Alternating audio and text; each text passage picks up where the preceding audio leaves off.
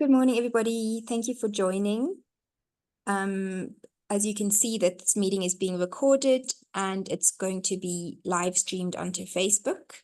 So please do select allow for this to happen.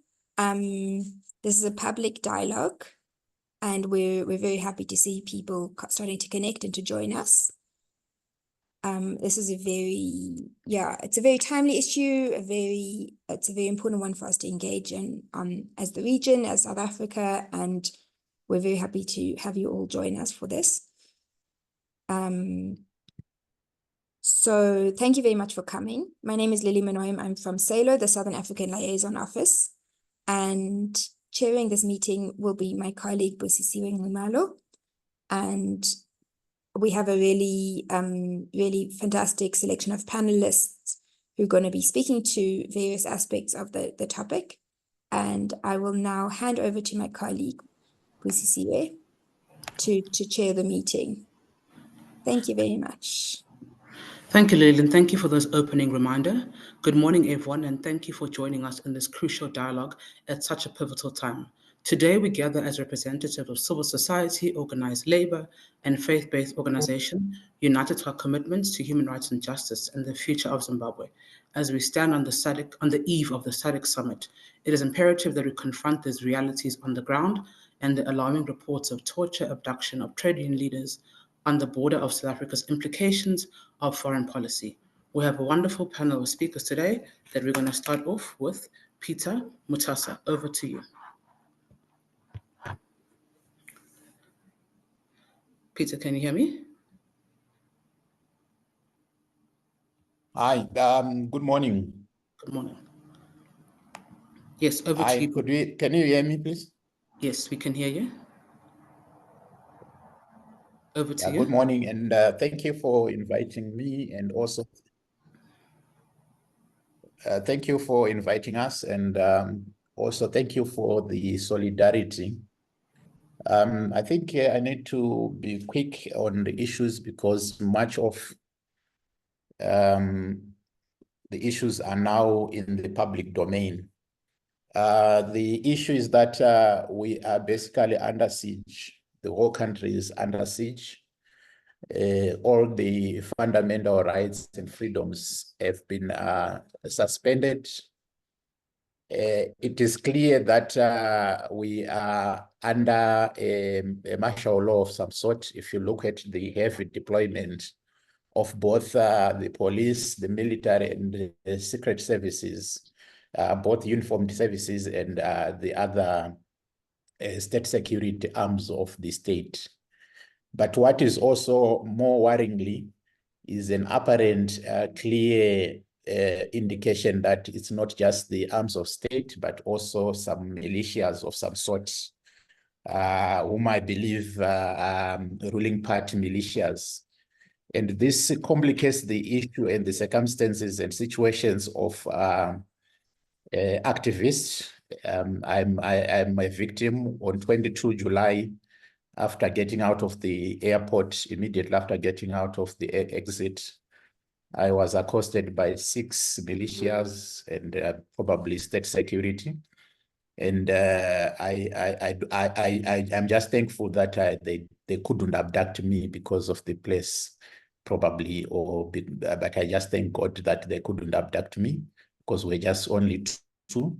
So if where there are militias, there is no rule of law. You know that you may be tortured, you know that you may be killed, you are just exposed and vulnerable.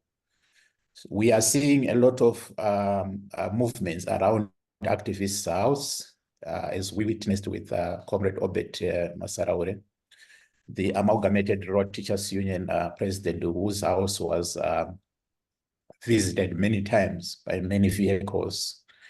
In all our places where we stay, we are witnessing the same. People who just follow you, trail you, or who just come and park outside your house. We are getting reports, especially outside the cities, where people are victimized in their homes. They are visited at night, harassed for 4 or 5 hours. and seriously warned against any activism.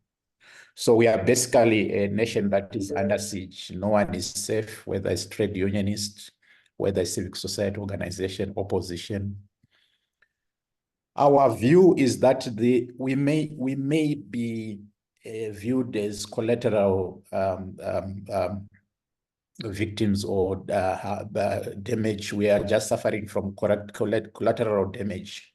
Because if you look at it, there hasn't been much activism from civil society, trade unions of late, which brings us to think that there is something happening within the ruling party. What we are witnessing, the heavy deployments, the censorship and brutality against anyone who is assumed to be able to mobilize or to organize resistance.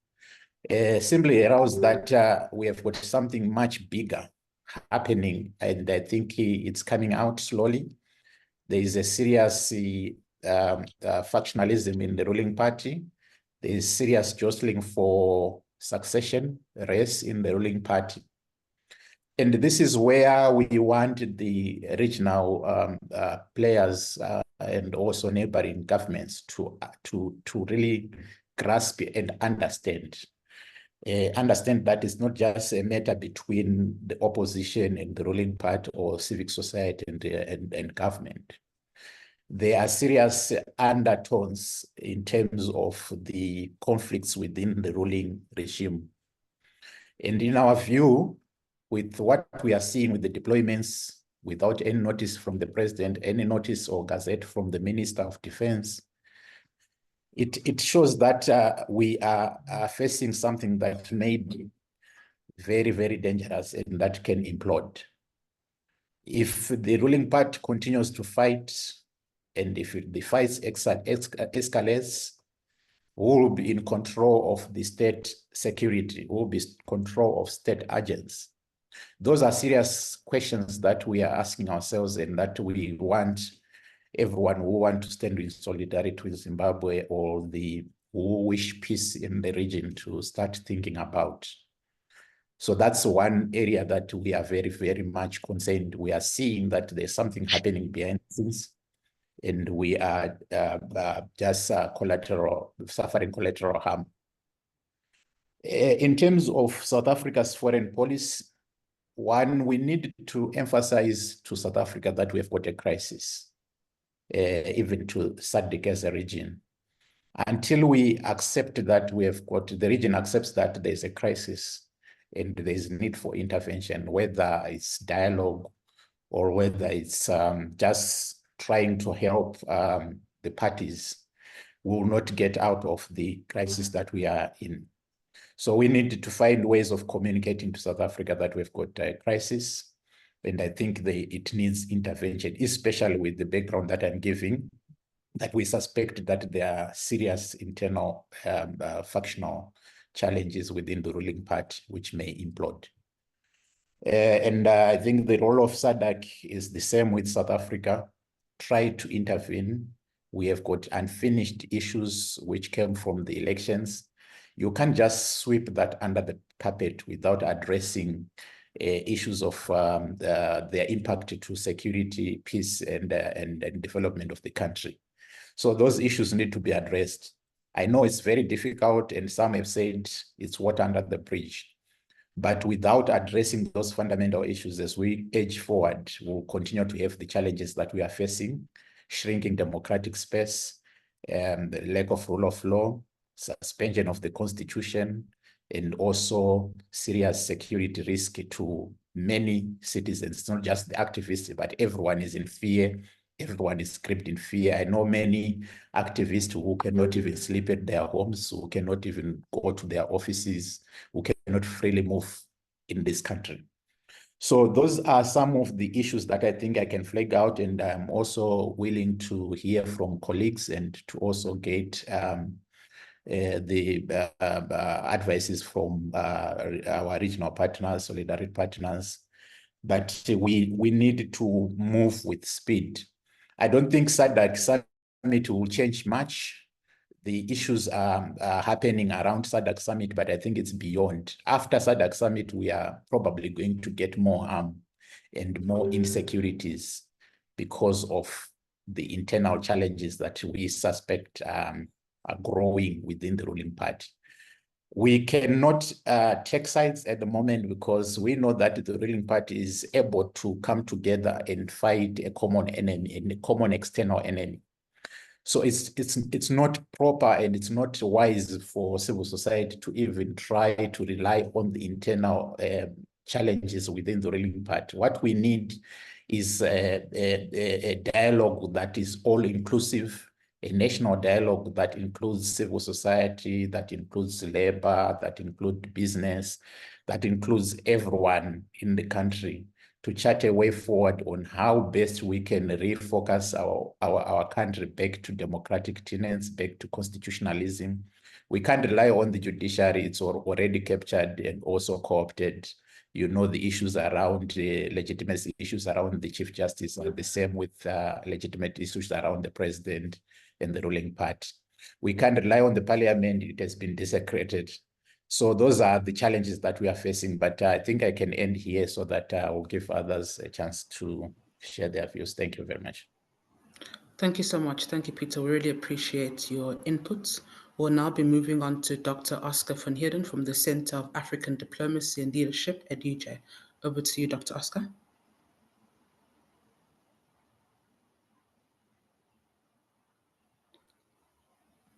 Dr. Oscar, are you able to come in? Yeah, I'm just struggling to, okay, there we go. Thanks guys for this. Look, thanks for that input. That was helpful.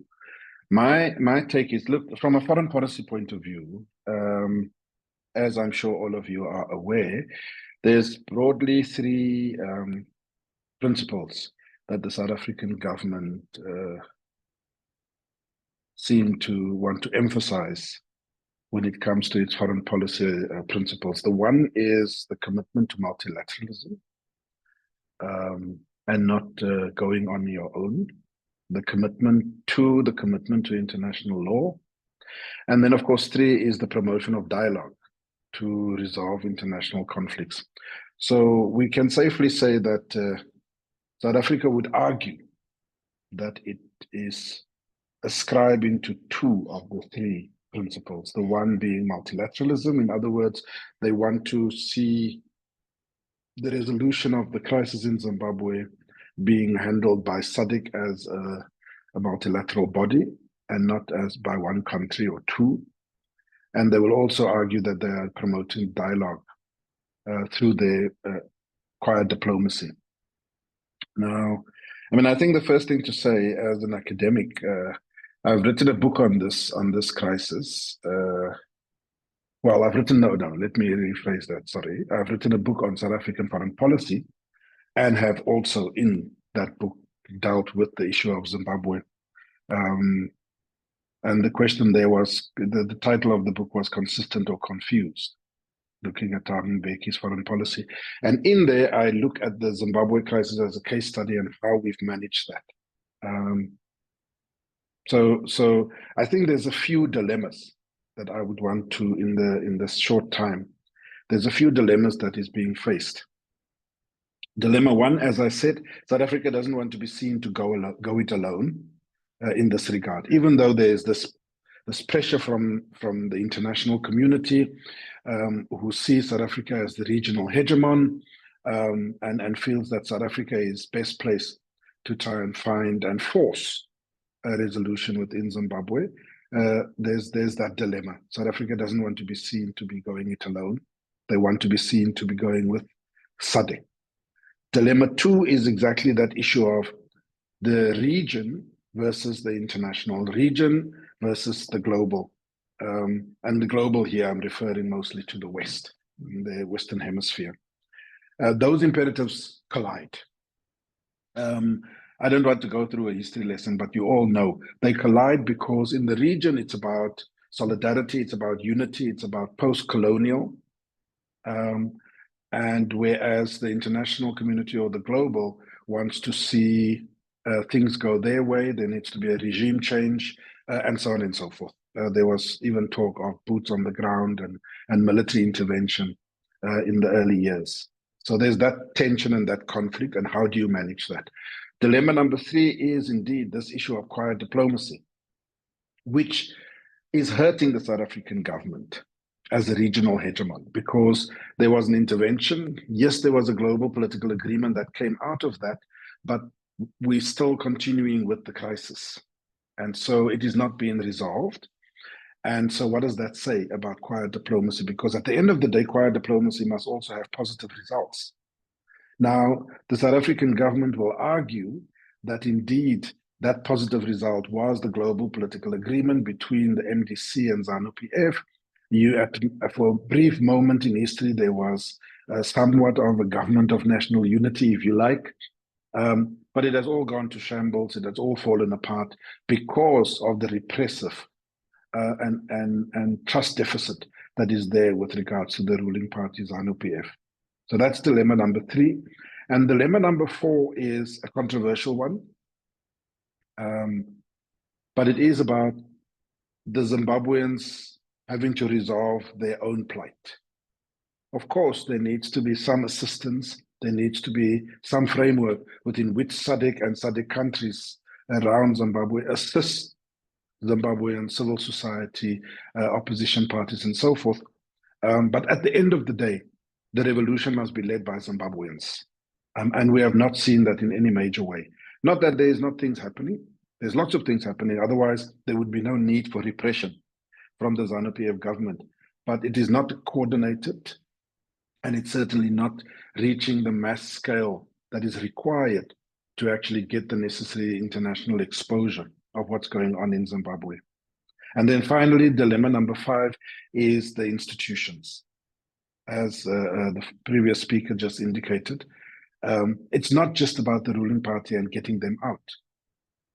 ZANU-PF has seeped into all the institutions of the state. It has seeped into the court system, the judicial system. It has seeped into the military and the police, law enforcement. It has seeped into all those institutions that are supposed to be independent from the government in order to protect the constitution of Zimbabwe. All of them, unfortunately, are compromised. And this is a very big, serious dilemma, because even if you have a change of government, how do you then begin to address the fact that you have all these proponents of ZANU-PF that is in the judiciary, the police, the military, etc. You know, the former minister Nkosazana Zuma used to have this quote where she says, when your neighbor's house is on fire, you don't hit the child that started the fire. You try and help them to put out the fire. It's all very close quotes. It's all good and well to say that. But the truth of the matter is, what we are discussing here and now is that that fire is still raging on. We have not managed to put it out. So in conclusion, I want to say that the continuation of the SADC non-interference approach, the lip service that is being played by SADC heads of states and governments, will continue, unfortunately. I think that the dilemma is that they don't know what to do with the crisis in Zimbabwe. They can't stand together with the West and say that the problem is ZANU and ZANU needs to be getting out of power. Because that would set a very deadly and a very dangerous precedent that every time you don't agree with the political party, you know, we need to rally and oust that party. So there's you might agree or disagree, but there is a dilemma there. There's a crisis there. The repressive approach by the ZANU-PF government will intensify it. I agree with the previous speaker. As soon as the SADC conference is over, there will be more intimidation, more harassments, more arrests, and certainly more people fleeing over the borders of Zimbabwe to neighboring states. The situation is just simply going to get worse. There's nothing that's going to alleviate it. 3, there will be a positive statement, a passive statement that will come from the heads of states post the SADC summit. which says something like we will continue engaging with the Zimbabweans,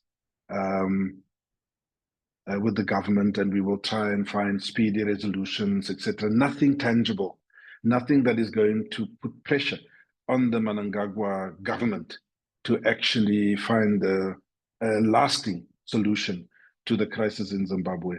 And then finally, the contestation, and this is also something we need to factor into our analysis, the contestation that is there between the Western governments and, I don't want to say the global South because not everyone agrees with this approach of SADC, but let's say BRICS countries.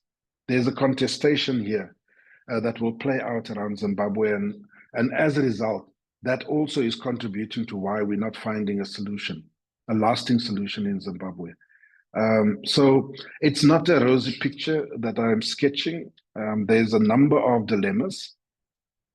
The South African government is wanting to, on the one hand, seen to be involved in trying to find solutions, but on the other hand is also taking their cue from what other heads of states or other governments in the region is saying.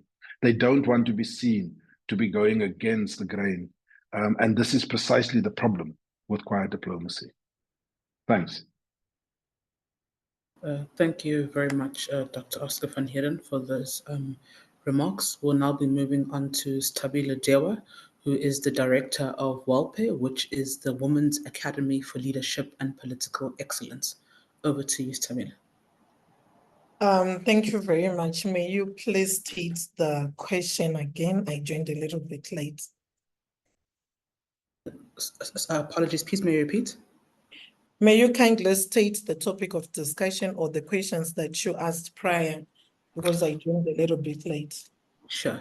So we're gathering a civil society and organized labor and faith-based organizations in our commitment to human rights, justice, and a future for Zimbabwe. So on the eve of the SADC Summit, it's imperative that we confront the realities on the ground, from the alarming reports of torture and abduction of trade union leaders to the broader implications of the South Africa's foreign policy and the role of SADC in escalating the addressing crises. Is that okay? Sure. Thank you very much. Thank you, Selo, once again for organizing such a timely discussion. Apologies, I'm having problems with my my video, so I'll just speak while it's stand off. The current situation in Zimbabwe is quite disappointing, where there's an unofficial curfew where you can't move around in the evening for fear of being beaten, abducted, arrested, or even raped. The problem with the current attacks are that there is no formula or pattern to the attacks. There's no clear target as to who exactly are they looking for. In the past, you could tell that maybe they're just looking for human rights defenders, they're looking for political activists, but right now, it looks they're just targeting everyone where they have a suspicion that people want to organize, mobilize, or fund protest. They then attack. And the problem right now is we are not really sure who exactly is behind the current abductions and the attacks on citizens of Zimbabwe, because you can tell from the recent arrest that the police are somewhat at the background, where they only get to receive the victims or the survivors once after they are tortured, and they have to start cooking the charges. I also want to put it on record that really no one is safe in Zimbabwe. They are attacking, raiding offices, people's houses, sports clubs, looking for individuals that they think have a potential to mobilize and organize. I've also noted that they are targeting broader student movements, broader women's organizations, and civil society organizations that have membership-based. Recently, we have also seen the abduction and arbitrary arrest of political activists, especially from the opposition. But the challenge now is the SATUCC Summit is mainly taking place in the capital city of Harare, but the paging is extending even to provinces. So I want to agree with the previous two speakers that this is not about the SADC Summit. It's going beyond the SADC Summit. The challenge is they want civil society to confess as to who is mobilizing the protest, but we don't know who is mobilizing the protest. We don't know if they're going to be protests, but even if the protests are going to be there, it's not a crime because the Constitution, Section 59, guarantees the right to demonstrate and petition. So we are actually suspecting that this is an in-house thing where within the ZANU-PF internal fights, there might be the other faction that wants to destabilize the country or even mobilize people to protest within their own spaces. And this has nothing to do with us, but whichever way, I feel Zimbabweans have a right to protest because things are not well, poverty levels are at their highest, corruption, the current exposés of the rampant and massive looting of resources in Zimbabwe, including funds that were meant to run the 2023 elections, really gives Zimbabweans a right to stand up and protest. So I'm really not sure what's going to happen beyond the SATUCC Summit next week, but I feel that the paging is going to continue and there is need for regional and international organizations, especially to provide solidarity. We have seen a lot of pushbacks when colleagues were abducted 2 weeks ago, arrested. We have seen a lot of international solidarity, regional, national, which has really helped in terms of piling pressure on the ZANU-PF government. But one thing for sure, evidenced by what we have been documenting in the past few weeks, they do not care whether you live or die. They do not care whether they are going to be attacked. Even the issue of image and brand maintenance, evidenced by what we have been witnessing in the past. If they were people who really care about the image, they would have stopped the abductions, the beatings, or even the deployment of army trucks, police trucks in the high-density suburbs, in the townships to threaten and intimidate people. So for me, I feel there's a lot for the government to lose, those who, the few little elites who are in the leadership positions, they have a lot to lose if there is some form of change that happens in Zimbabwe. So as we are trying to proffer solutions, we need to unpack who will benefit more if the status quo in Zimbabwe is maintained. That will actually help us to then see how best we can tackle in terms of regional solidarity, even the individual targeted advocacy and lobby, because with the rampant corruption that is happening in Zimbabwe, you can actually clearly see that they are not willing to let go of the levers of power. We have once seen the current campaigns around extending the term of office of the president to 2030. What does it mean? Are we taking time to unpack what does it mean for the internal squabbles in ZANU-PF? And why would the president want to continue holding on to power beyond the 10 years plus the 1 year after the coup? The madness has only not been targeting the Zimbabwe locals. There's been a lot of challenges around organizing the SADC People Summit, where you have seen the the security forces demanding personal details of regional officials, civil society leaders, social movements coming to attend, details as personal as the hotel and room number where the delegates will be staying. And this exposes the participants to victimization, not only by our state officials, but also from other regional intelligence, from other countries who will be in the country and also looking for these human rights defenders. So we really need to be careful and also at the lookout in terms of protecting the civil society leaders from other regions who are in Zimbabwe. And what is also shocking is the opulency and the extravagancy that we have seen in the past months, where they're renovating, refurbishing roads that had not been refurbished since 1980.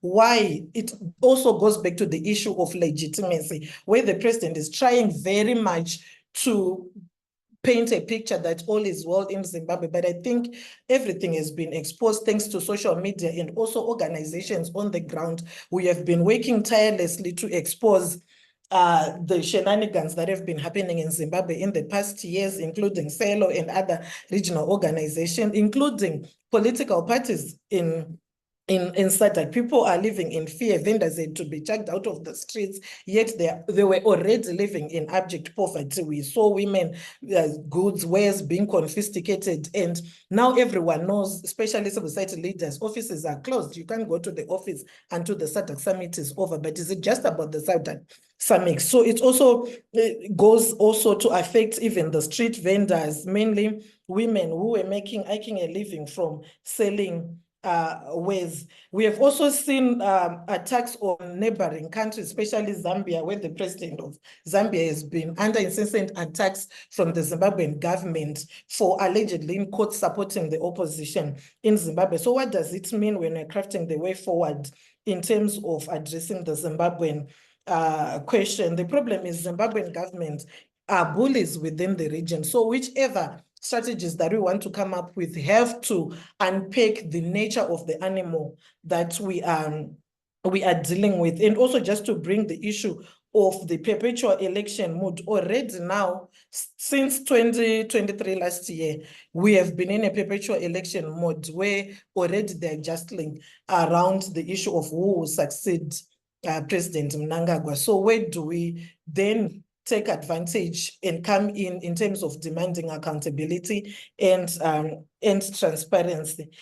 In conclusion, the South African government really has a lot to do in terms of promoting democracy, governance, and accountability in Zimbabwe. But what does it mean now that there is the DA as the part of the government? What are the expectations? We have seen the DA coming strong on Zimbabwe, issuing a statement, pushing for the SATUCC summit to be transferred to another country because of the human rights violations. So should we take advantage of the current inclusive government in Zimbabwe, in South Africa? But ultimately, the push remains with the Zimbabwean citizen. We have all heard that Zimbabweans have to take things into their own hands. But what does it mean when we say Zimbabweans have to take issues into their own hands? When they are being attacked, there's no civil society, the police is under siege, the army is compromised, the opposition has been decimated, civil society leaders are living outside the country, outside of the main city. So what do we mean when we say Zimbabweans must organize and liberate themselves? Thank you, and off. Thank you so much, Tebile, for that input. We'll now be moving on to Corlette Litojane, who is the Director of Human Rights Institute in South Africa. So over to you, Corlette.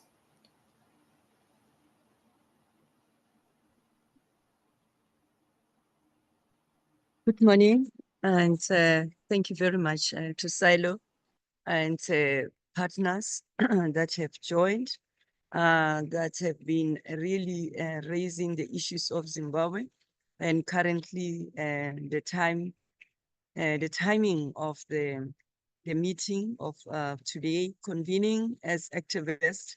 We cannot overemphasize its significance, how it affects all of us, how it has caused so much, concern that we are approaching the different, organs or institutions that are related by to the SADC state intergovernmental structure, which is an institution that is the highest for us in Southern Africa, that we need to receive a response from them. So I'm very grateful that we continue, with the pushback as we do. However, I must congratulate those that have spoken before me, and also confirm that we are in solidarity with the people of Zimbabwe. We've been involved in their struggle, supporting them in South Africa and using regional mechanisms and international human rights bodies for their intervention.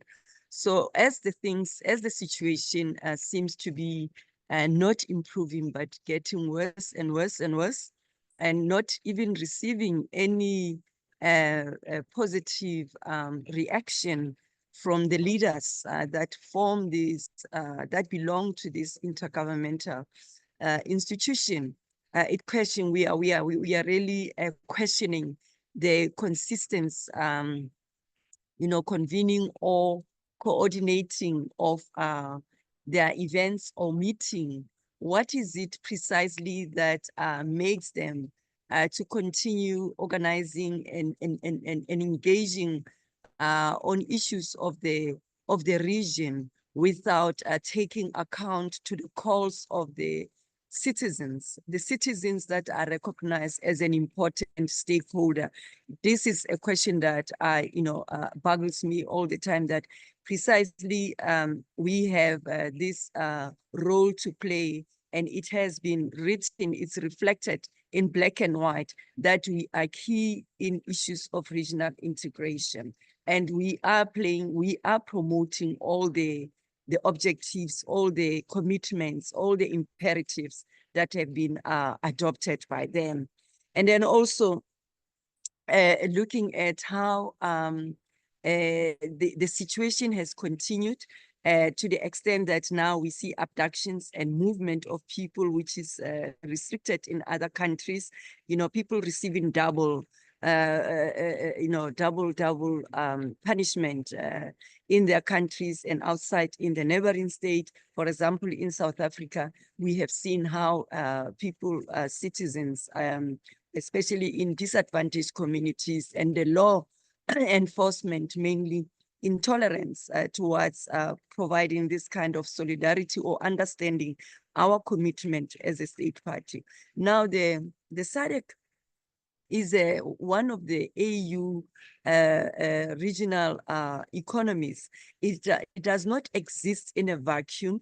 It exists in terms of what the AU has, is designed to operate, which is to provide, to operate in an accountable manner, and also to ensure that the treaties of the region, the treaties of the continent, and international law is complied or it's adhered to. Now, with this kind of violations of human rights, where the SADC frameworks and cannot respond to our issues, cannot provide the needed response we need, it means then Zimbabwe or the SADC as a whole, it functions without respecting or disregard the international law, which they have committed that they will be cooperating with each other, working together, and ensuring that international law applies or it is respected. Now, where things are, we have approached the organ on politics, defense, and security, bringing the situation in Zimbabwe, and especially in Eswatini, requesting those that are mandated in the troika of the organ to intervene. The interventions cannot, we have seen that they are disrespected, they are undermined to the extent that members, states, they even forget the issue. They are using this territorial sovereignty, which they use to block responsibility, like we are seeing in South Africa, the South African policy, which has been really hiding behind a silence, diplomacy of negotiation, while people in the region, especially in Zimbabwe, the citizens and opposition are languishing in torture and abductions and suppression of their fundamental rights. We need to really review those international treaties, like the doctrine of responsibility, to act. That responsibility to act or to do something, it requires us as citizens to continue mobilizing around Southern Africa to change our strategies. I think the strategies that we have, they can be seen as very soft, as very lacking impact and results. But I must say that I have seen Zambia doing something. We need to congratulate President Hakainde for rising up, for really responding to his moral and legal obligation towards the people of Zimbabwe. We understand that his objective and independent views of informing the world in giving the results of the elections, the 2023 general elections in Zimbabwe, as were flawed and also met by fraud. And also, you know, he's been challenged since then. That animosity that is existing between that government of Zimbabwe and Zambia, it's really something that we need to maybe take in and have this and keep on winning more leaders that are very resolute, that are really, you know, people's orientated and supportive to the issues of city.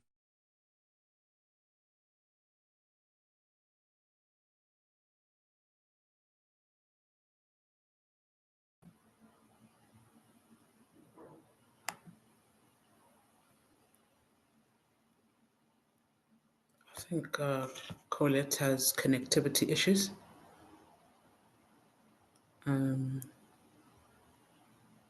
We'll just give it a second to see if they can connect again. All right, while Colette has connectivity issues, what we'll do is we'll move on to the next speaker, and when she's able to connect again, we'll give her some time to finish her remarks. So we'll now be moving on to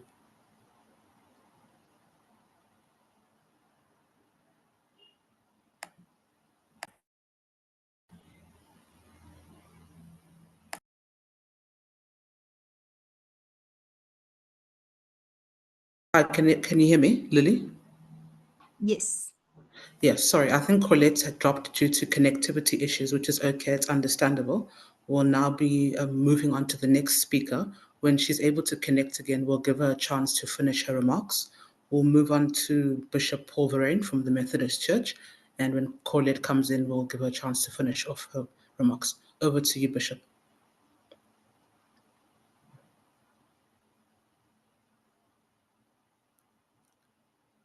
Bishop, can you hear us?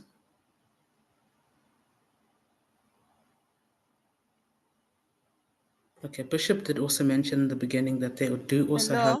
Oh, I was told that I was stopped by the host.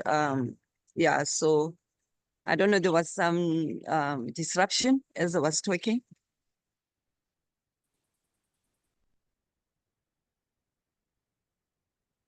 I was also told that the host would not allow me to unmute.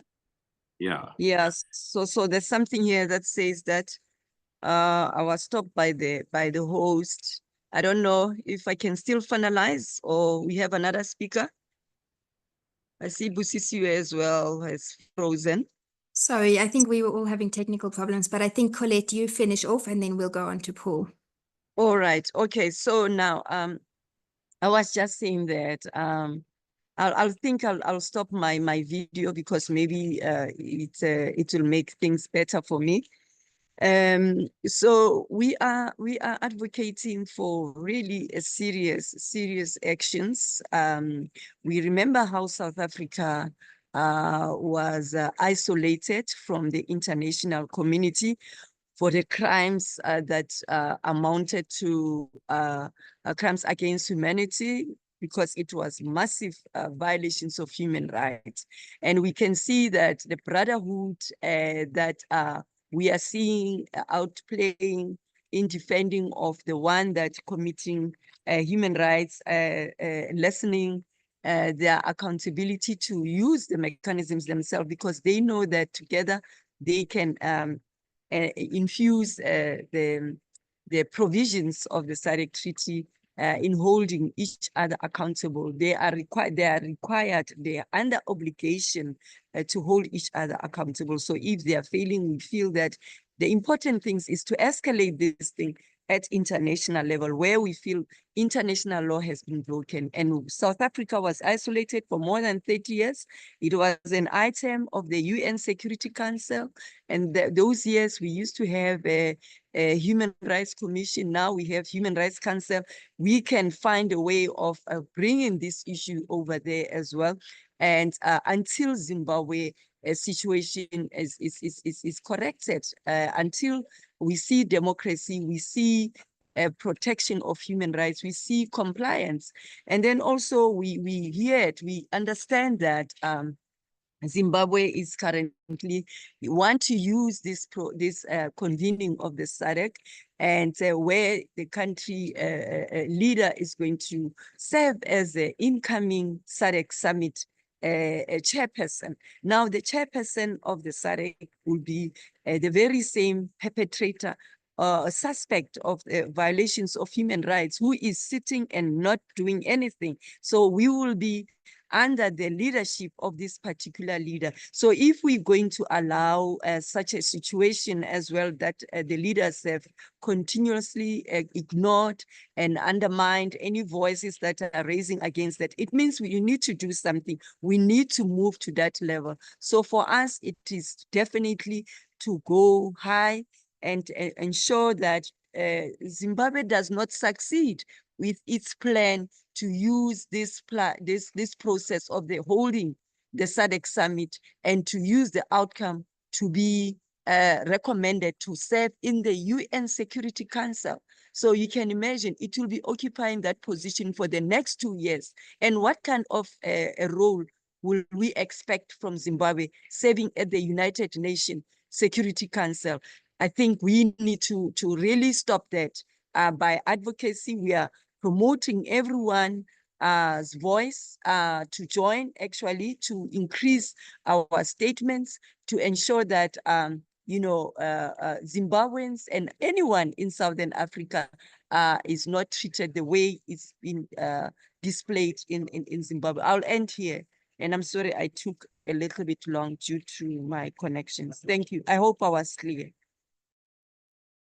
Thank you. Thank you so much. That was very clear and really much appreciated. Thank you, Colette. So we're going to ask Bishop Paul Verreyn to come in. Technology willing. So I have allowed unmuting if you're able to come in. Yes, I am unmuted at the moment. Thank you. Can I just introduce what I want to say by saying that it does feel as if there is a growing intolerance that is developing in the region. We are specifically focused on Zimbabwe today, but I don't think that we can be unaware of developments even in Swaziland. I had an interesting conversation with a diplomat last night who said to me that he was feeling very helpless at the moment in terms of trying to negotiate with certain leadership in the SADC region, because the word D for dialogue had become a dirty word.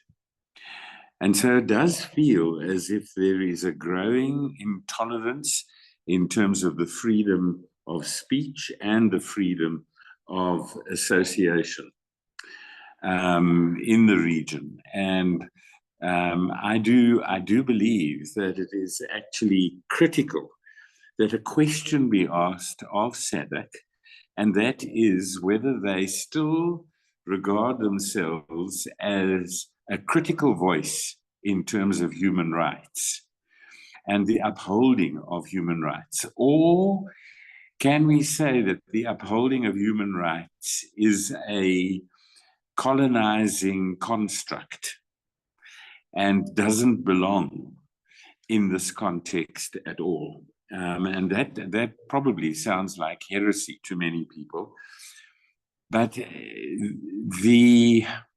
let me give you a short illustration. I was at a memorial lecture last week, and a gentleman came to me who had been in exile in Zimbabwe.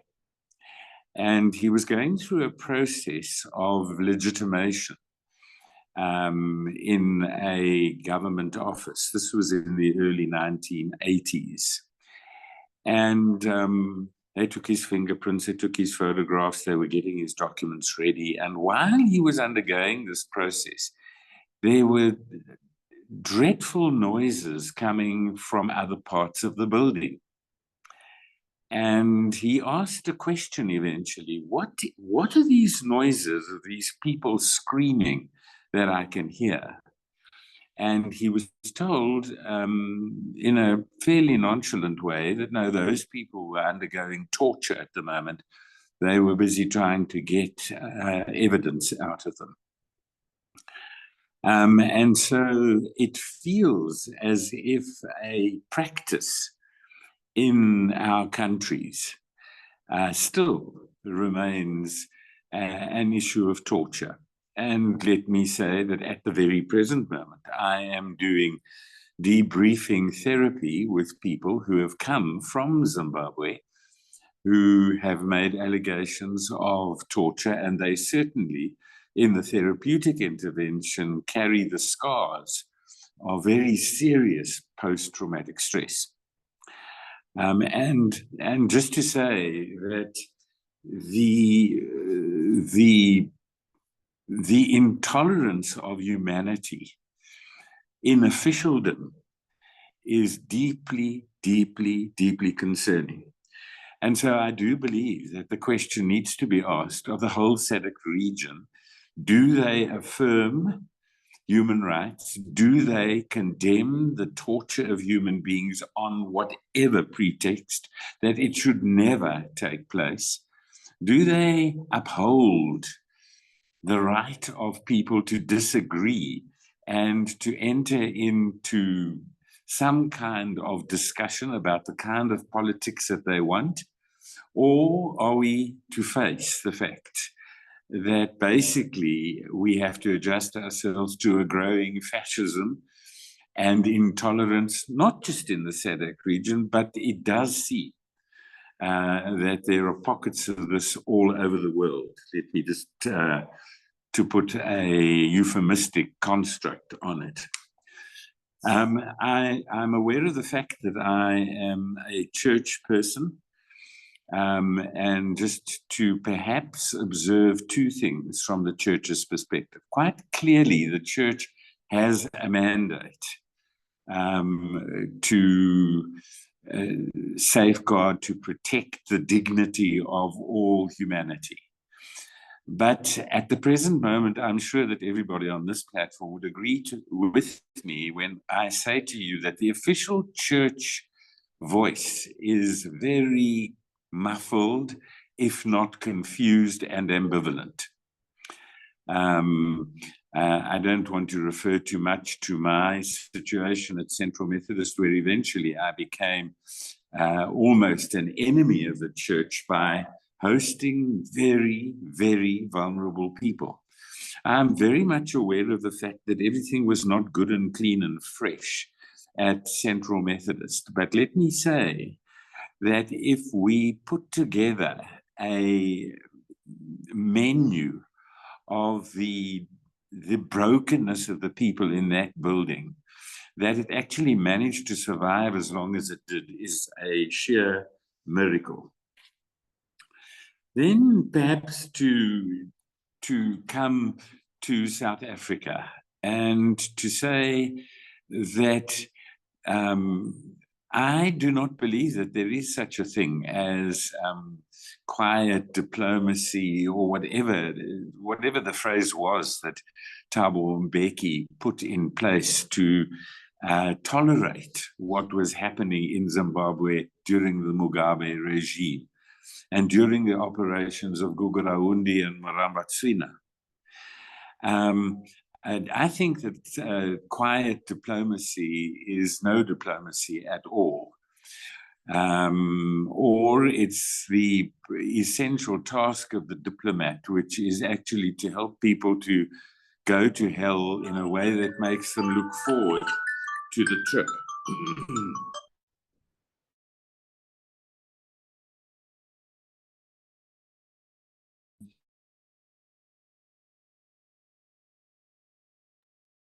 Paul, I think we've lost you. Can you hear?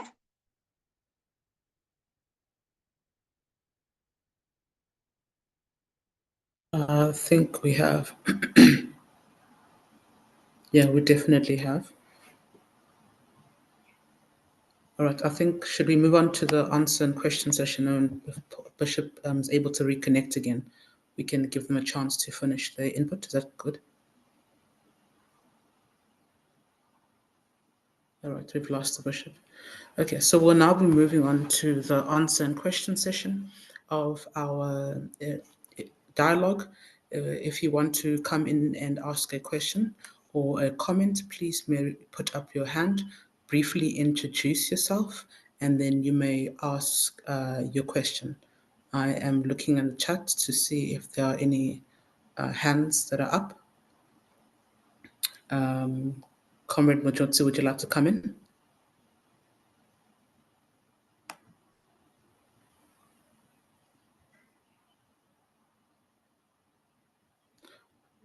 Mojotsi, would you like to come in?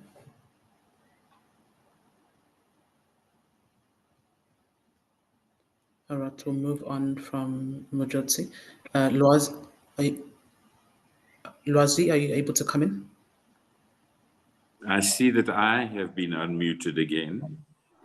All right, okay. You may finish your input, Bishop. So I do think that a question needs to be asked very specifically of the South African government, as they are complicit in terms of the unacceptable behavior of the Zimbabwean government at the moment. And the question that needs to be asked of South Africa is, in what ways are they going to be unambivalent about their condemnation of the attack on foreign nationals, which, for instance, right at the present moment is happening where I live in Soweto in Zimbabwe. And I don't have to get illustrations for you. All the people on this platform are very much aware of it. And xenophobia essentially is a violation of human rights. So South Africa needs to be very, very clear about whether its position is that of supporting those, albeit silently. Is this part of our silent diplomacy to allow the whole phenomenon of xenophobia to promulgate itself in the streets of our country? Thank you very much. Thank you very much, Bishop, for those remarks. We're just going to see if one other speaker is in. They weren't in the beginning. We're just going to double check if they are in and give them a chance. If they're not, then we're just going to move on to the question and answer session. Is Emmanuel Satima in? I don't see them on the platform on my side. I'm looking at the chat. So in their absence, we're just going to move on to the question and answer session. Again, you may ask your question, just quickly, briefly introduce yourself, unmute, and you may ask a question directly or a comment. You can also put your questions or comment on the chat. Loazi, would you like to come in? I see you're unmuted. All right. Thank you so much, Busi, and thank you to the speakers and the rest of the panelists. Over the last while, we've been hearing a lot of political parties wanting the South African government to push for Zimbabwe to not host the SADC Summit on the basis of the human rights crisis. And a lot of the academics and experts have been trying to explain the situation of the rotational system about SADC. But there is a fundamental crisis that we're facing within SADC, because some of the principles and the protocols that are within the SADC arrangement, some of the state actors are delinquent in terms of application. For example, the treaty itself sets out objectives in terms of political alignments and alignment of political systems within the region. And part of that is set up protocols which give credence to the creation of institutions such as the SADC Advisory Elections Council and the creation of the SADC guidelines and principles towards democratic elections. But when parties and state actors themselves fail to adhere to these same principles and protocols, and including the SADC treaty itself, there's a lack of consequence management from the regional body. And this also speaks towards the legitimacy of these institutions and how these institutions are seen in the eyes of the people within this region, when they do not even adhere to the founding principles and basic tenets of the SADC Treaty, the protocols and its subsequent bodies and laws binding state actors. I would like to ask Professor van Heerden on above and beyond the rhetoric around institutional reform that state actors have been conducting over the years, what do you think would be the necessary reforms within SADC that would allow state actors some form of consequence management within the SADC region? And what would grant SADC greater legitimacy in the eyes of the people should such reforms be implemented? Thank you so much, Bruce, and thank you, Selo, for hosting such an interesting and fascinating dialogue, and love and solidarity with the people of Zimbabwe. Thank you. Thank you, Lozi, for the question to Dr. Oscar. Dr. Oscar, would you like to respond? Yeah, I think perhaps, Chair, if we could take maybe a few more questions, then. All right, no problem. Then I'll take that. All right, no problem. We're now going to ask Majoti to come in. Are you able to unmute? Okay, thanks, yes. Musi, for the opportunity. And I think that, so what we are hearing is really worrying and concerning. And it's difficult to see how you move forward in the face of a regional body that seem incapacitated to be able to really do anything. And my first question is to Bishop Poverani, and just to say that,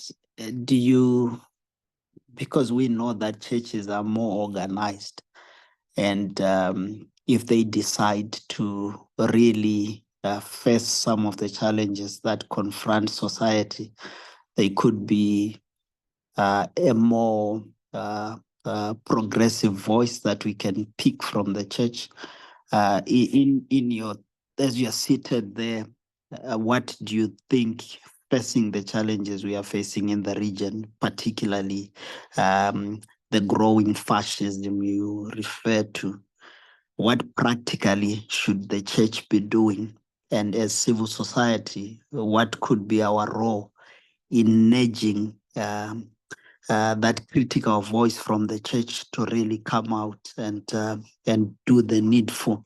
I think that I would be interested to hear your thoughts about that. I wanted to hear from Peter and Stabile in terms of the practical actions that a civil society on the ground in Zimbabwe you are taking to respond to this onslaught, and maybe pointed asks to regional civil society and the international community at large to what you think could be happening, but also just to begin to understand whether it's time to do like what you have done in the past, to mobilize more from outside Zimbabwe. I remember there was a time when space closed completely and organizations had to sort of rely on doing a number of things from Botswana, whether banking, to be able to sustain activities and all that. A capacity building workshops, are they still doable inside that environment? But more interestingly for Star and Peter is to say, how are you responding to this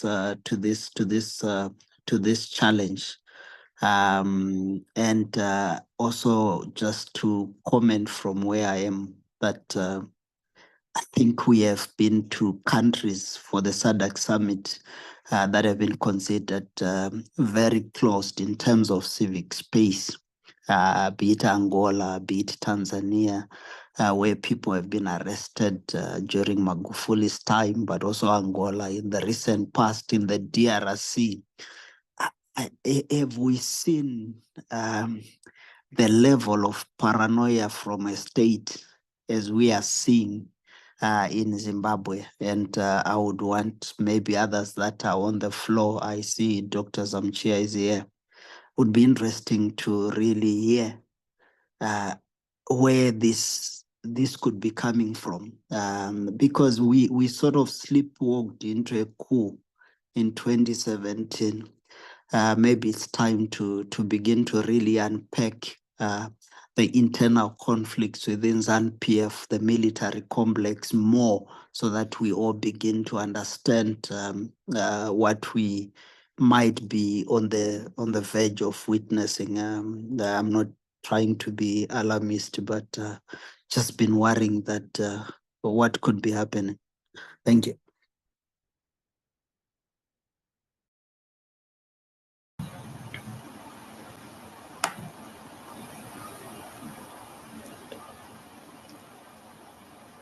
Busi, was I audible?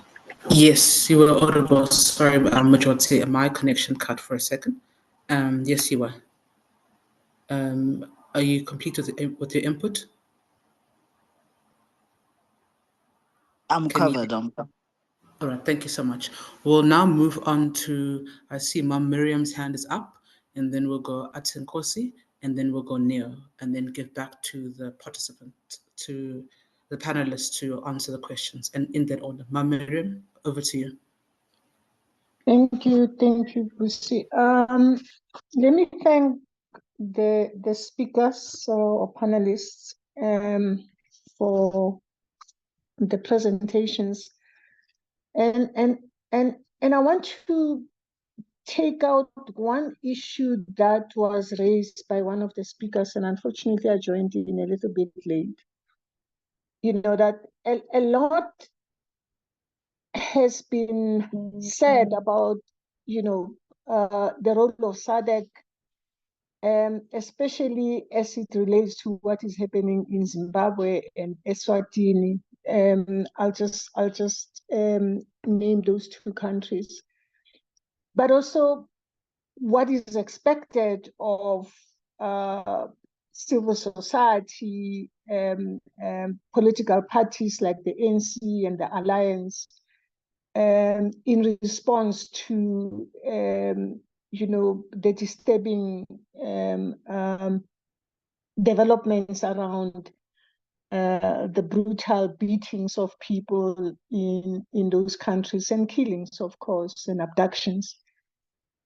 And whether, in particular, the ANC, you know, its role in terms of condemning such, and is it doing enough? Because, I mean, we're talking SADC, but we're also talking political parties in terms of solidarity, programs that were expected to be implementing as a way of showing our solidarity.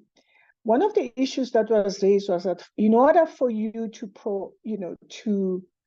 to give adequate solidarity, the people themselves should be able to rise and lead the struggle themselves. And one of the common issues that has been coming in almost all the platforms that I've been in is lack of coordinated kind of programs by, you know, the main actors, including civil society in Zimbabwe. But of course, speakers have also indicated, and comrades, that you know, because of the brutality meted against you know, activists and civil society, you know, the space has shrunk, and people don't want to come out. So you know, there is that dilemma. But in terms of what we, you know, the pressure that should be put on SADC, but also on political parties, and as one of the speakers was saying, that ANC also doesn't want to be seen, or the South African government to be the only one leading or pushing for reforms in Zimbabwe, but I can attest that there has been attempts, and we know them, and I've said it over and over here, not in defense of the ANC and the entire alliance, that there has been attempts by the ANC led alliance, to speak out and raise these issues. And we don't just speak out about these things, but we also, as a government, as a country, we show how we relate with the alliance, with the opposition, and any activist that raises issues, whether against the ANC or against the South African government. So I'm also going back to what Comrade Njosi has just said about examples in the SADC region in terms of how they respond to opposition or to criticism. What are the lessons that can be learned there? But I still have to say South Africa has not just spoken about these issues, but it has demonstrated in terms of how it responds to or even relate with the opposition parties. It's a complex issue. We have to keep on discussing about it. We are aware of it.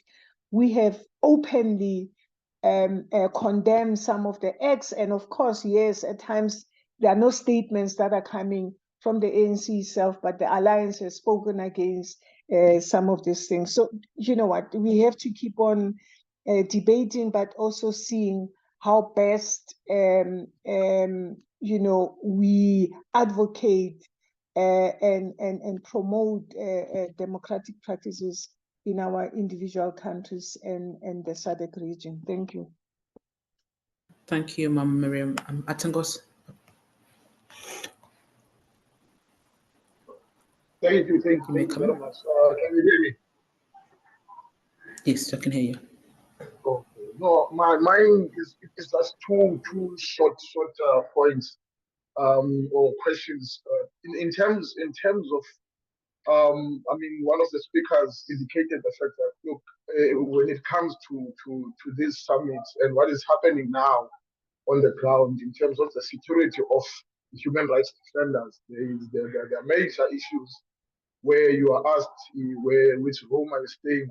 So what is it that SADC can do to protect civil society organizations? Because what the role they play on regional issues is really critical. And this relates to the fact that some of these issues that are happening in different countries, we could probably not hear about them without the role of civil society and the engagement with civil society. So the security of human rights defenders and civil society in the people who are attending this summit, I think it has to be critical, and SADC has to play a leading role in that respect. And in relation to the role that South Africa plays through its foreign policy, I think it's critical that we have clarity under the current administration. Not having political parties coming from different directions to say this must happen and this must not happen. This is a functioning government. I think it would be important for South Africa to give direction from this first summit post the establishment of cabinet and parliament to give a clear indication on how are they as different political parties that have formed government going to operationalize our foreign policy, stick to issues that are essential in terms of the respect for human rights, and also promoting cooperation among different nations. And that speaks also to the role of civil society groups across the region and the significance that they play. I think the government should pay major attention to that issue, and I'm hoping that post the SADC meeting, the minister will probably give some indication in terms of what progress ECO has made to engage with different civil society groups who are in South Africa and those who are outside of South Africa, but operating on different issues across the region. Thank you. Thank you, Atengosi. Neo, you may come in. Hi, thank you. No, the question seems to have left my mind for whatever reason. I forgot the question entirely. Apologies for that. We see you muted. Apologies. We'll no worries. We'll go to Callisto and then we'll hand back to the speakers to respond. So Callisto, over to you. All right, thank you. And thank you for to all the speakers. Network has been a challenge. So I may ask what has been already covered. So I just wanted to ask regarding the future of SADC. If we are to allow a country to lead the organization, while they are not following the principles of SADC, what is going to be this future of SADC when that has actually happened? And the next thing is there going to be trust in that? And also, what is going to be the future of member states? You know, if this is allowed, what is going to be the culture and the future of member states in terms of being also isolated? Remember, Zimbabwe is also isolated internationally. Is it going to be that case which is going to happen to other member states within SADC? Because that means they would have been agreeing to this kind of development which is happening in Zim. So what are we going to see in terms of relations between other member states and the international community and beyond this assumption of Zimbabwe as the head of SADC? What is going to be the future of SADC in terms of the members of states and also its relations with the international community and also internal relationships within their country with the citizens and all those kind of things? So I just wanted to ask that. Thank you. Thank you very much. We're now going to give it back to the speakers, starting with Dr. Oscar.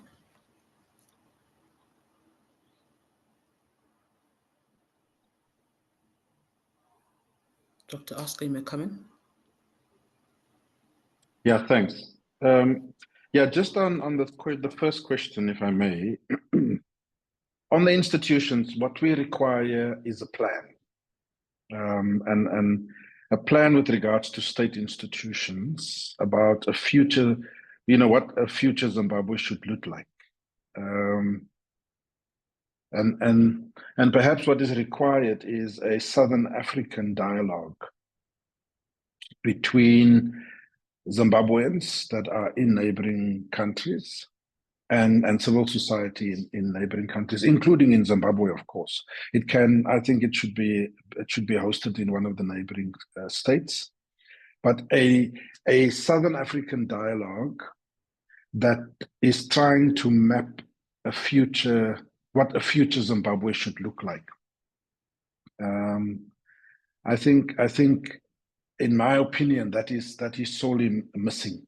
If you recall, comrades, gatherings such as, in terms of the ANC history, gatherings such as the Morogoro Conference in 1969, in 1985, the Kabwe Conference, these were all significant historical conferences of the African National Congress because they were lost.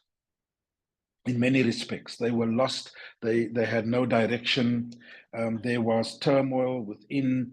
They needed to agree on a new approach, a new program of action, etc. And so I think that a Southern African conference of sorts to be hosted in one of the neighboring countries, as I say, attracting all that is interested with the specific aim of talking about what the future Zimbabwe looks like. How do you transform the state? How do you transform the judiciary, the police, the military? How do you transform the Reserve Bank? And of course, governance. How do you change the electoral system so that it cannot be manipulated, and so on and so forth? I think that's my idealistic answer that I would give to the speaker. It is, I think, rather important. Remember, by the time the ANC government enters into negotiations with the National Party, they already had some significant plans. They knew that they had a future that they envisaged for South Africa. There was the Freedom Charter. There was already a Bill of Rights. There was a draft constitution. of sorts, etc., etc. So I think we can learn some lessons from that. As to the church, I'm sure Paul is going to respond to this one, but I do think that what is required perhaps from the churches, you know, recently there was a conference in Sandton, I'm sure some of you would know, called by the churches and the church communities around the issue of Palestine and what's happening in Gaza.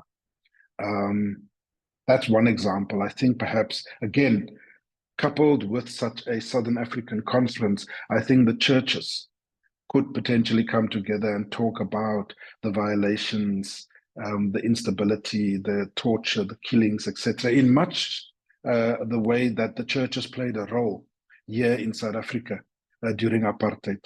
And I think there's something there that can be spoken about with the Southern African Council of Churches and so on.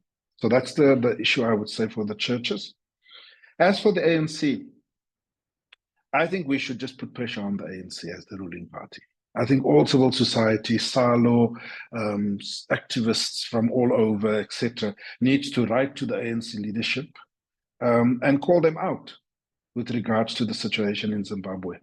And that calling them out is not only what are you doing, what are you saying, what practically are you doing about the situation in Zimbabwe, except just lip service, but also to indicate to them that ZANU-PF, as it is currently, is a national threat to the Southern African region.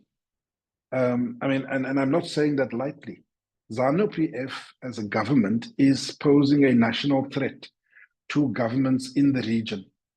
Because of the immigration problem, lots and lots of refugees that are crossing over the borders, undocumented, illegal, etc., which puts strains on public services within those countries, etc., and creates a humanitarian crisis in certain regards. Two, there is the financial instability that it brings with all these financial outflows, illicit markets, and so on, black markets, etc., all being facilitated currently within Zimbabwe under the leadership of ZANU-PF. This is a threat to the region. And of course, the debt levels and so on, which then puts in place a situation where there's unemployment, people are wanting to find work elsewhere, and so on and so forth. So I think it's very important that these things be raised with the ANC and they be called out with regards to the lip service that they are paying to not only the situation in Eswatini, for example, which is also a problem, but also the issue of ZANU-PF government in Zimbabwe. And then finally, there's the issue of the question of SADC. You know, what is the future of this multilateral formation? Again, I think that civil society activists, NGOs, etc., that is involved in the Zimbabwe situation needs to write to SADC. It's a formal structure. Forget about the fact that the chairpersonship is currently with Zimbabwe. Write to the secretariat. We need to launch our complaints and say this is what is happening, what is SADC doing, etc. It would become more clearer what the contents of that letter will be once we hear the statement from SADC after this summit. But the issue about SADC is that there's rules and obligations of multilateral institutions such as SADC. And we need to insist that they need to follow those rules and they need to follow those obligations. And where international law is being violated, where humanitarian law is being violated, where there is crimes such as torture and killing, abductions and so forth, SADC needs to enforce the rules and their obligations. And we need to call them out on that. And then finally, something that no one is talking about, and I want to, again, be controversial and throw it into the mix, because we can talk of all the issues that is happening, the repressive nature of the state, what is it that we are going to do, and we have a lot of plans and a way forward perhaps, but the one issue that we are not talking about is, and this concerns the West. The West, this is the main issue for Western powers and in European governments. How do we resolve the land issue in Zimbabwe? You see, it has conveniently just fallen to the recesses of our minds. But the truth of the matter is that the West is upset about the fact that the Mugabe government, the ZANU-PF government, had engaged in altering private property rights. The fact that they have confiscated farms and land from white Zimbabweans and so forth. What is it that we are saying as civil society, as activists, to resolve that issue? Because we can't ignore it.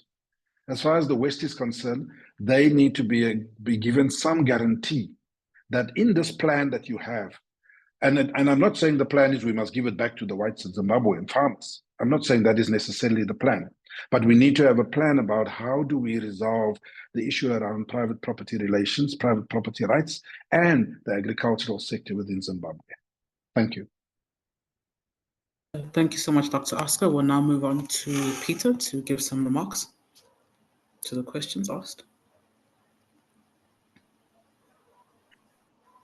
Yeah, so thank you very much. And I wish to appreciate all the good submissions from all the speakers and all the questions that have been raised.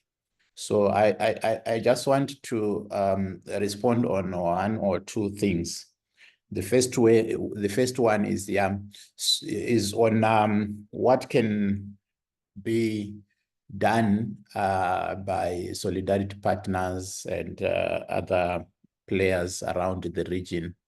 I think one area that we may need to explore is how to utilize international law, especially where there are crimes like torture, where we know that internally we are not able to get justice because of the cooptation of the judiciary.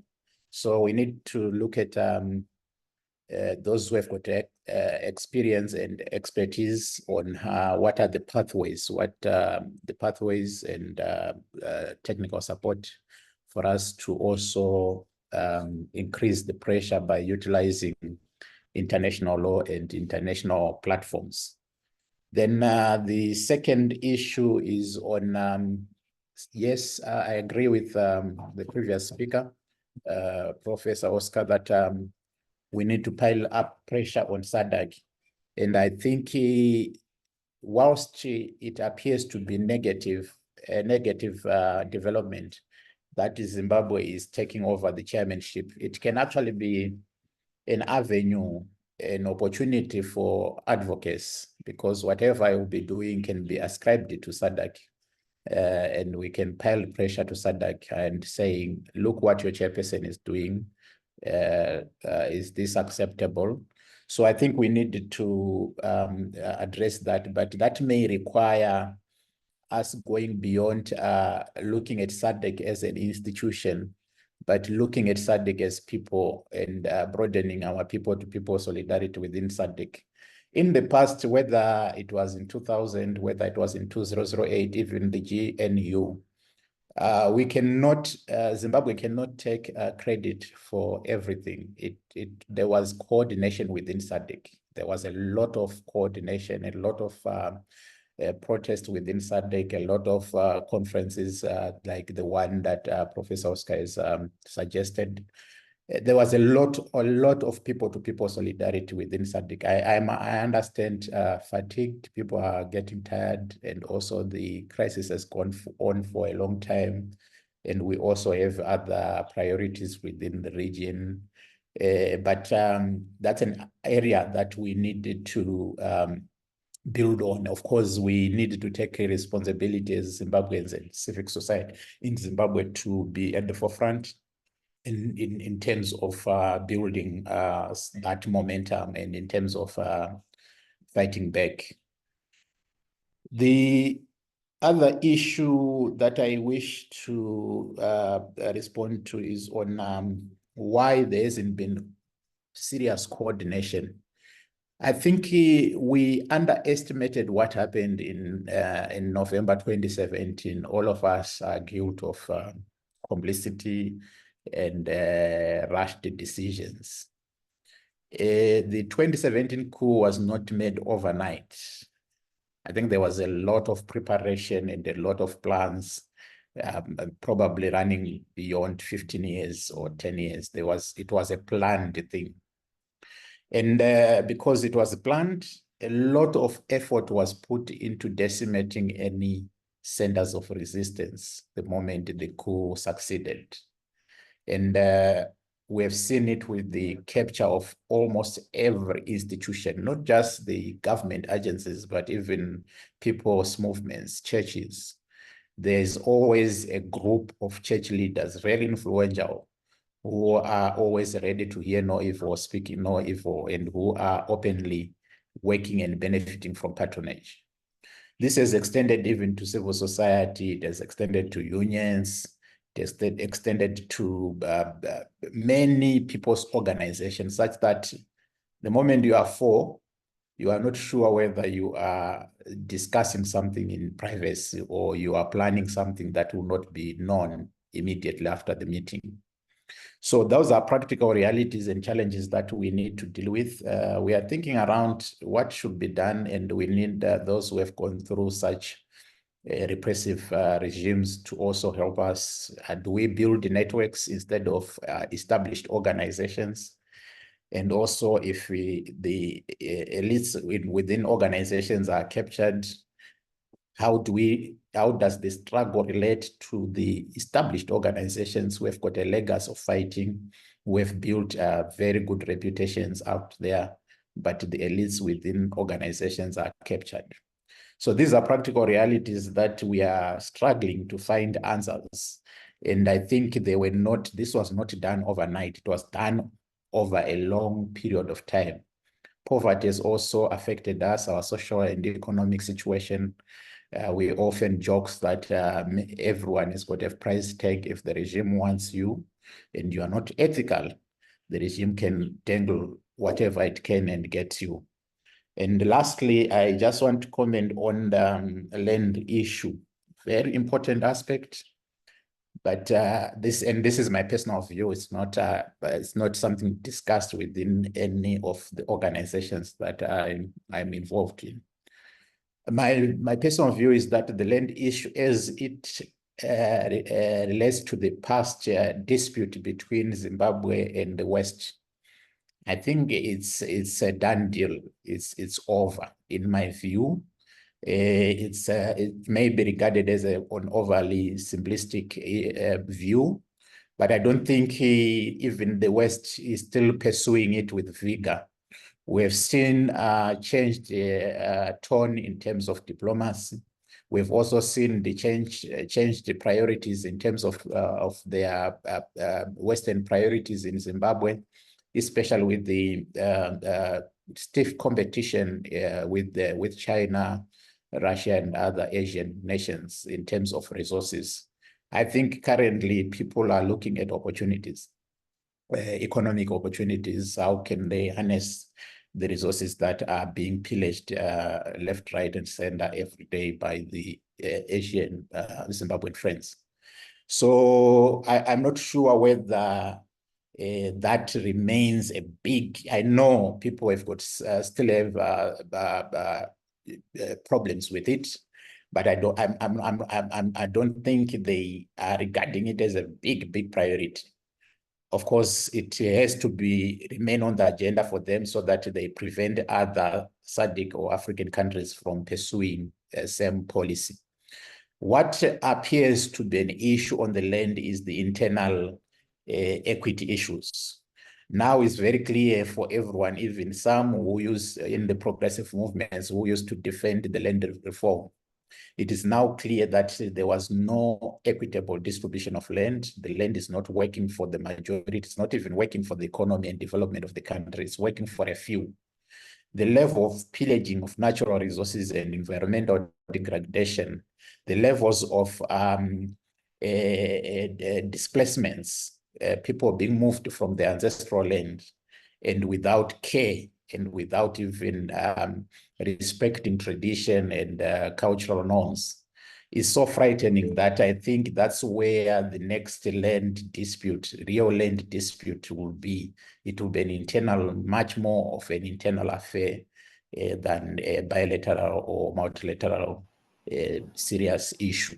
And that brings the biggest challenge that when we deal with external players like the West, we must also know that their priorities have moved and they have changed.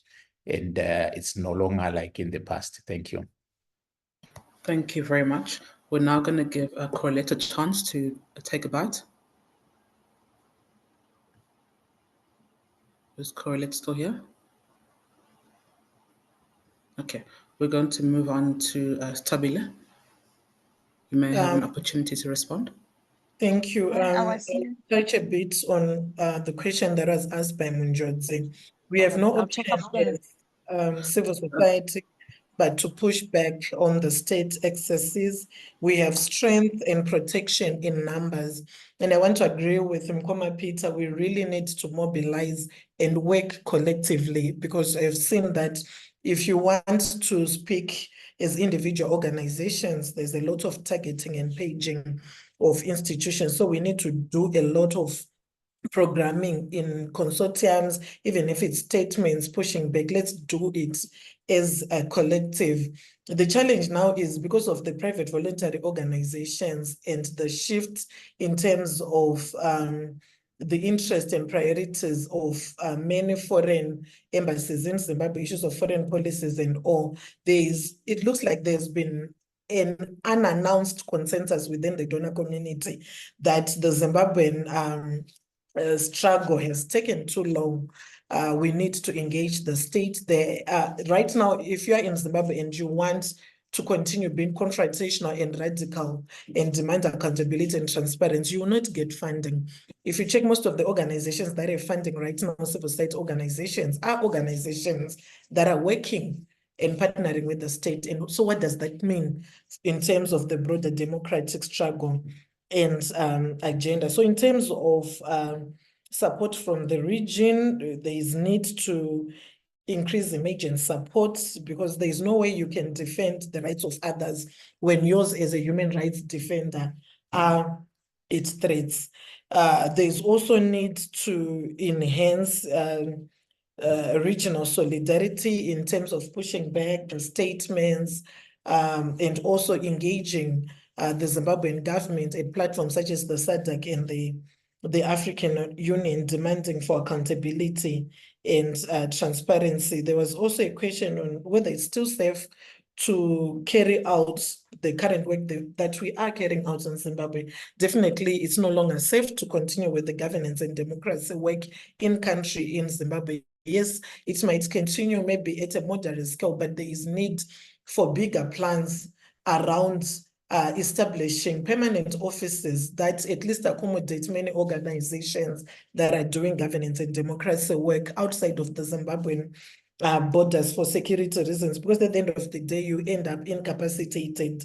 I also want to agree with the brother who commented that there's need to increase security around civil society leaders and human rights defenders, because already the space is shrinking. Organizations, some of them are compromised, some have decided to work with the state. Others have just decided to get into the self-preservation mode. So what does it mean for the few that are still pushing back and demanding accountability and transparency? The duration of the office of the chairpersonship of SATUCC is 1 year. So it means human rights issues will be suspended in SATUCC region for 1 year. What does it mean for countries that have elections this year? They want to go and petition to the SATUCC chair regarding maybe rigging. Will those people get a fair chance to present their case when Mnangagwa himself is the godfather of rigging and violence? So I don't know, that's food for thought, and I hope we'll be able to continue with these discussions going forward on how to strategically and creatively and innovatively map the way forward on the Zimbabwean question, considering all these challenges that we are facing as a country and also as a region. Thank you, and off. Thank you so much, Tabile. Correlette, you may come in. Apologies about that.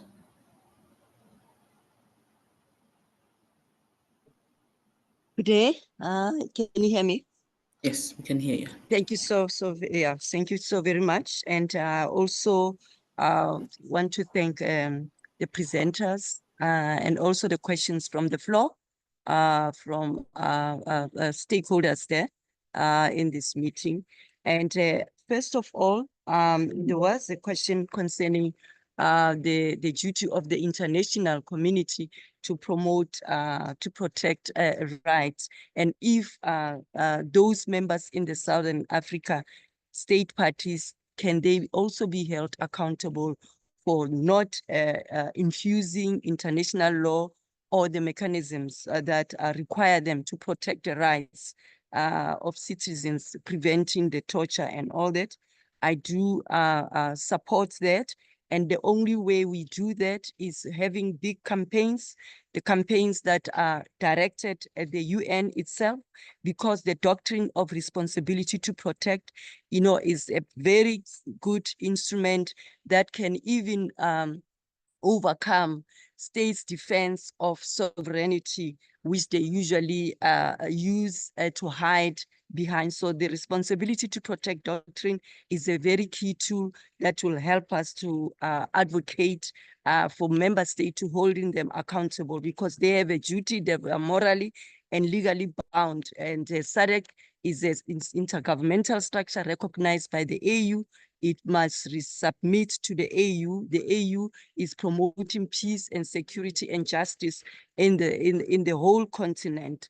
And we have directed our petitions to the AU and the UN and also to Southern Africa. It will be good to see the response, and we congratulate the president from Zambia to be resolute with his decision, because he seems to be the only president currently that is exercising his influence and moral ground not to attend the SADC summit. We want to win more state parties that will boycott the SADC summit. And then also the foreign affairs ministers, they're serving in what we call Council of Southern Africa. Here in South Africa, we are expecting to see the SADC National Council operating. The Department of International Relations is key in this, and we definitely will do a follow-up, and civil society as well engaging. We do also support the idea of holding a session, a dialogue around these issues that are affecting the region, and looking at maybe selecting a country for all of us to convene there and speak about this, tackle these issues. So our support for that can never be overemphasized. I think, yeah, so those are the issues that we can respond to and support us, as we think that if we go to the UN, we call for the UN to adopt a resolution for appointment of a special rapporteur for Zimbabwe. That will ensure that Zimbabwe does not win, because if they become non-permanent member for Southern Africa at the UN Security Council, all these battles, struggles of human rights defenders and citizens will be slipped under the carpet. We will not see any commitment that we require currently. Thank you very much. Thank you very much. We're now going to hand over to Bishop to respond. Thank you very much. I want to make 3 responses. The first would be with regard to involving the churches. One of the things that we've started to try and do is get particularly the leading churches in church leaders to begin to start raising consciousness about the Zimbabwean situation in Africa, are the churches of Southern Africa. And so I think that the Anglican Church, for instance, spreads into Zimbabwe, and it's how we begin to start using leverage there. That's the first. The second thing I want to suggest is there are several people, I bet, that are on this platform today who attend local congregations. And it's absolutely critical that you engage your local priest stroke minister or whoever is in the leadership of the church to start becoming aware of our responsibility to certainly, if at the least, the upholding of human rights in Zimbabwe at the moment, and that a consciousness begins to be planted and connection to all sorts of denominations all over the place. So if we could begin almost a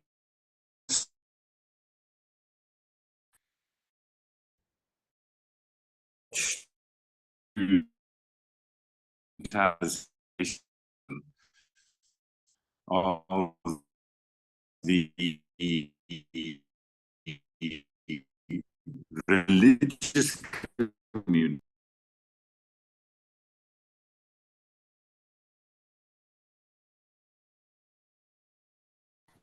Sorry, Bishop, we're losing you. Bishop, we're losing you. We've lost you. All right, the bishop has an issue with connecting. No, you're muting us. And then it's difficult to get back. Now I've just been unmuted. Can you hear me? Now we can hear you. Can you hear me? Yes, now we can hear you. Okay. So we're muted by the host, and then we can't unmute ourselves unless the host unmutes us. So that's, I hope you heard my suggestion that from the grassroots, people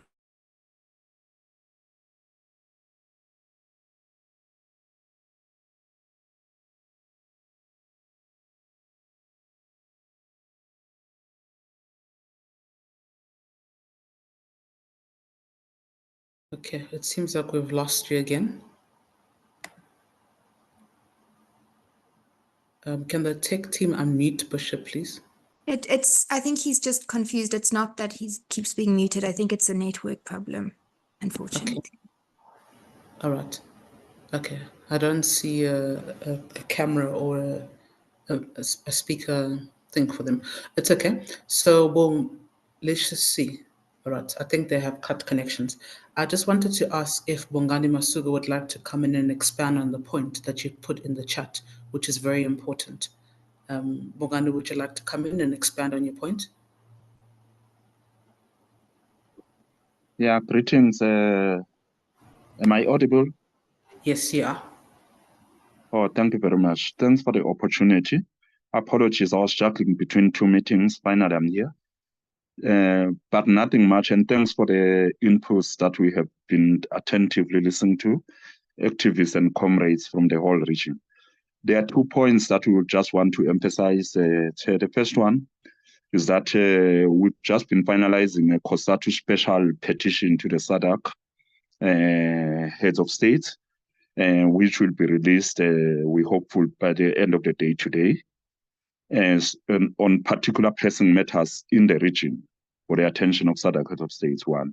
2, we support the idea of a proposal, particularly by Comrade Oscar and the other comrades on the platform, a proposal of a special conference which will be able to refocus all the energies and activism in the region on the pressing matters.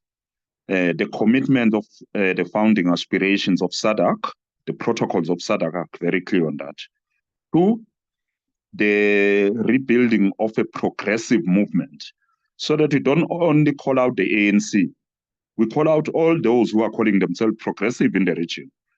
In Mozambique, there is supposed to be a liberation movement, progressive activists, trade union. So the whole region must be in motion. Everyone must pick up.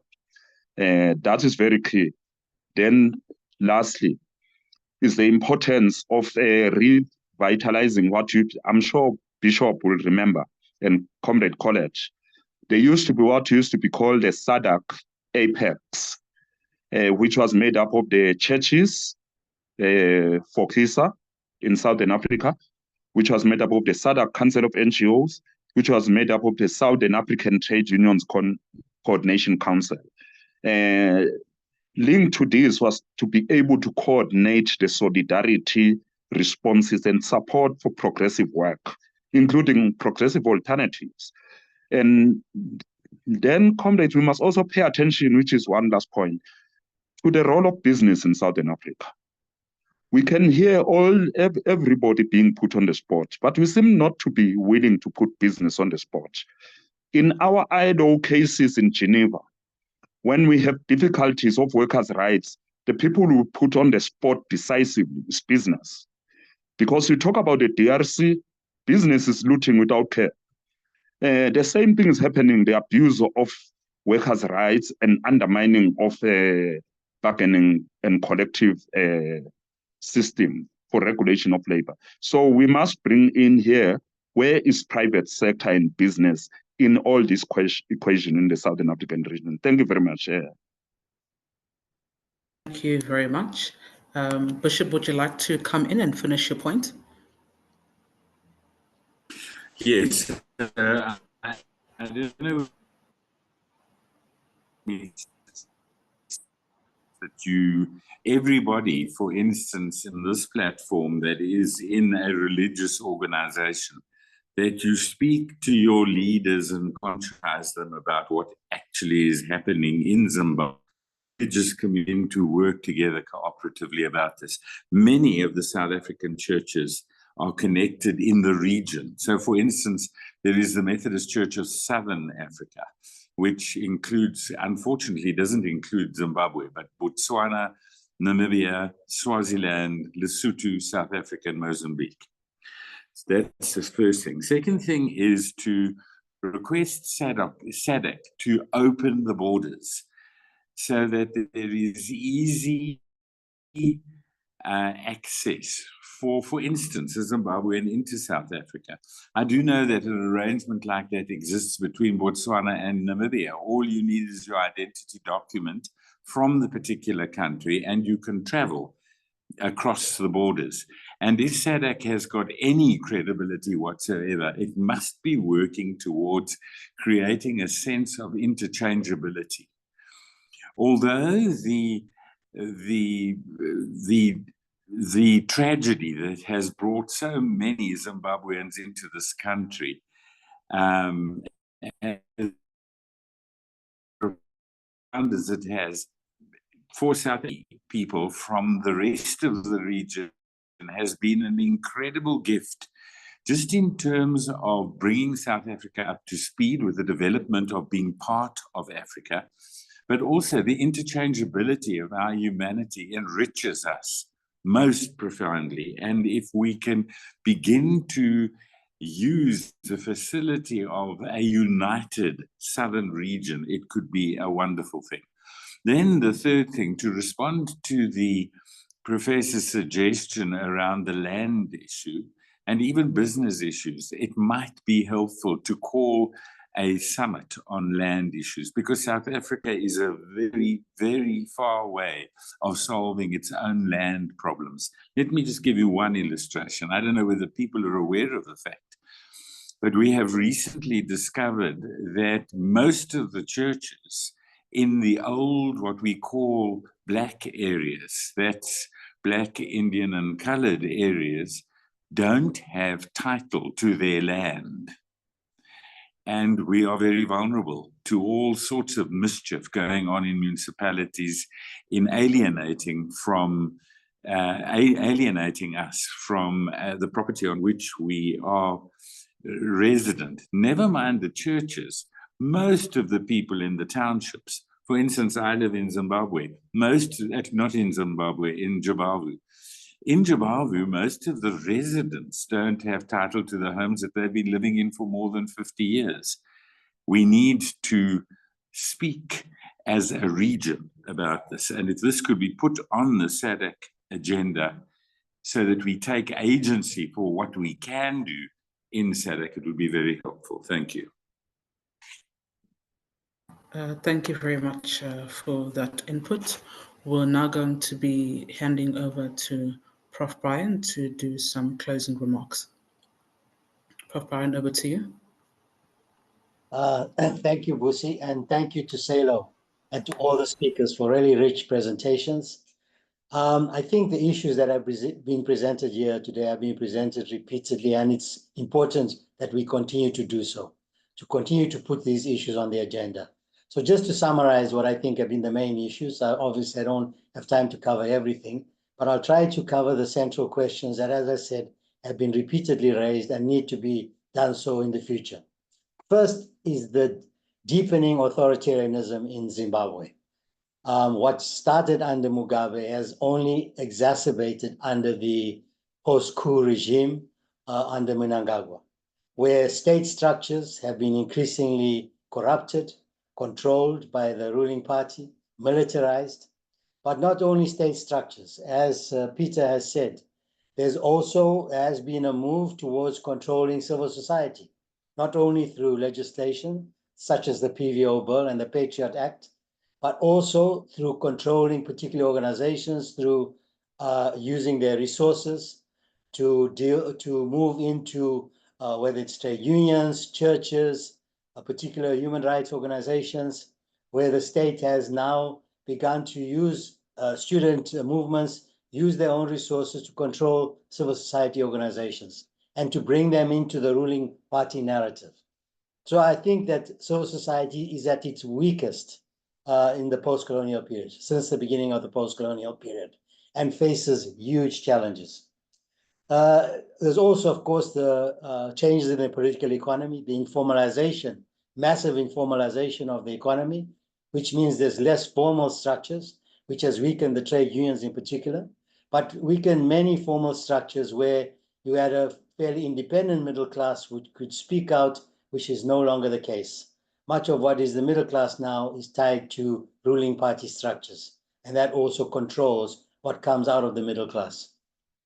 The second, which Oscar talked about, the South African dilemmas, essay dilemmas on Zimbabwe, whether it's on multilateralism, international law, national dialogue.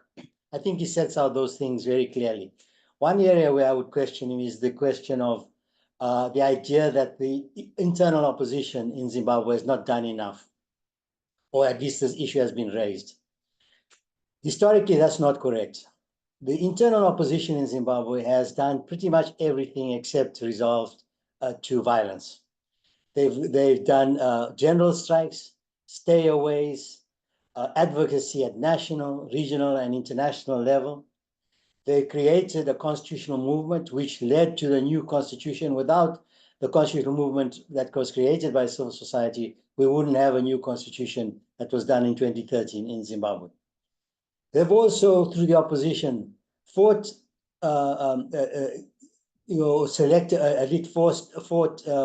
peacefully elections and won elections, but been denied the right to take power. So the opposition in Zimbabwe has done pretty much everything it could lawfully, peacefully to change, to move the democratic terrain forward in Zimbabwe, and just has been blocked completely and repeatedly by the repressive politics of the state. And that's something that the ANC should have understood by now, that the opposition has pretty much done everything within constitutional protocols as well as within SADC protocols to bring about change in Zimbabwe. And Colette talks about the SADC protocols and international protocols. It's true that there are SADC protocols which are there and which need to be continued to be pushed and to force SADC to abide by those protocols, but which has not been done, whether it's in Zimbabwe, Eswatini, DRC, that we need to continue to push for these protocols. And then international law. It's very important that we push for international law to be applied. The challenge is, historically, again, there's been a selective application of international law historically. And we're seeing that very much in the case in Palestine. And we're seeing that this double standards on international law by Western countries, therefore then allows authoritarian regimes like the Mnangagwa regime to question whether the international law applies, because it's applied so selectively by those international players who push for it so much. And so it is important for civil society groups, for human rights groups, to call for the enforcement of international law, but to realize that how selectively it's been applied both historically and in the current position.